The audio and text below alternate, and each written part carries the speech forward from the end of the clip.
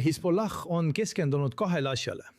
Üks neist on haridussüsteem, mis on olnud nende enda haridussüsteem paralleelselt Liibanoni omaga. See on süsteem, kus riigi hümniks on Salam Jamin, mitte Liibanoni riigi hümn. See on üks asi. Teine asi on muttide paigutamine Liibanoni armeesse ja Liibanoni riigi aparaati. Ja tegelikult on 60% Liibanoni armeest šiidid, mis tähendab, et nad ei saa liikuda ega tegutseda oma vanemate või sugulaste vastu lõunas. See on, ma mõtlen, absurdne. Seega ei saa armeed selleks kasutada. Ja armee ülem ise ütleb, et kui kasutada armeed Hezbollah maha surumiseks, laguneb armee lihtsalt laiali nagu 1975 aastal. Miks siis USA usaldab või panustab? Sest see on USA plaan. Plaan on luua uus brigaad, täiesti uus brigaad, millel pole mingit seost Hezbollahga. Ja see oleks Liibanoni üksus, mis vastutaks turvalisuse ja korra eest lõunas. See on unistus, see ei juhtu kunagi. Isegi kui nad maksavad kõrgemaid palku, kui võrrelda praegu, siis Liibanoni sõdur saab $250 kuus.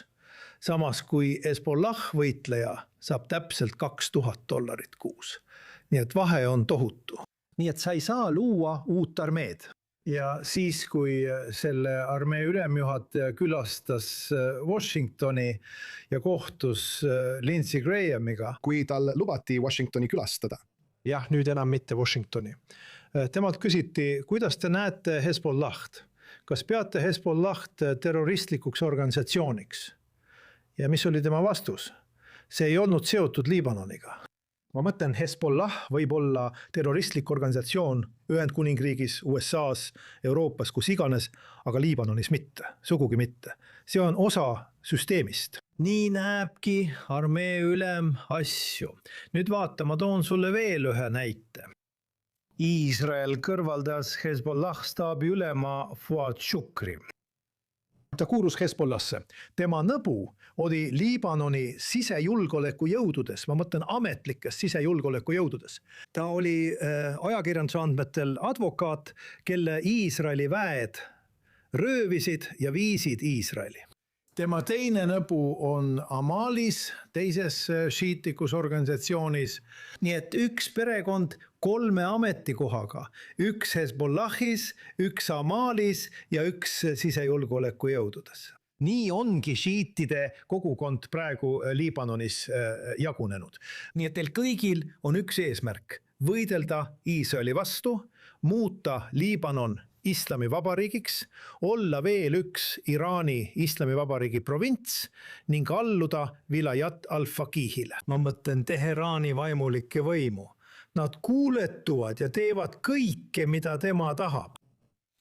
Vaata, sa rääkisid Naim Qasimi sel nädalal peetud kõnes tehtud ähvardusest, kus ta seda ütles. Ta läks põhimõtteliselt kaugemale oma tavapärastest üleskutsetest Liibanoni valitsusele lõpetada läbirääkimised Iisraeliga ning pöördus otse šiitide ja nende toetajate poole Liibanonis, kutsudes neid tänavatele tulema ja ähvardades, et nad kukutavad valitsuse. Kas see tähendab nüüd, et me oleme Liibanonis kodusõja lävel?